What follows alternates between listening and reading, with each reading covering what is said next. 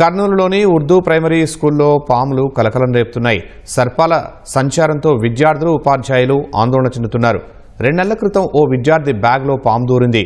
గత వారం మరో పాము కనబడగా పాములు పట్టే వారికి సమాచారం ఇచ్చారు. వారు 2 పాములను పట్టుకున్నారు. దీంతో విద్యార్థులకు పాఠశాల మొదటి అంతస్తులో తరగతులు చెబుతున్నారు. పాముల భయంతో స్కూల్లో కర్రలతో చప్పుడు చేసుకుంటూ తిరుగుతున్నామని ఉపాధ్యాయులు తెలిపారు. అధికారులు స్పందించి సమస్య పరిష్కరించాలని కోరారు. పాములు వస్తున్నాయి, భయం అవుతుంది. అందుకోసం మా టీచర్లు మాకి పైన కూర్చోపెట్టున్నారు. మా స్కూల్లో పెద్ద పెద్ద పాములు ఉన్నాయి, అందుకే మా టీచర్ మాకి భయం ఉన్నాయని పైన కూర్చోపెట్టినారు.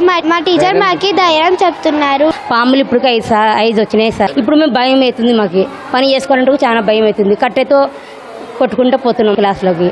పాము క్యాచెస్కి పిలిచినాం సార్.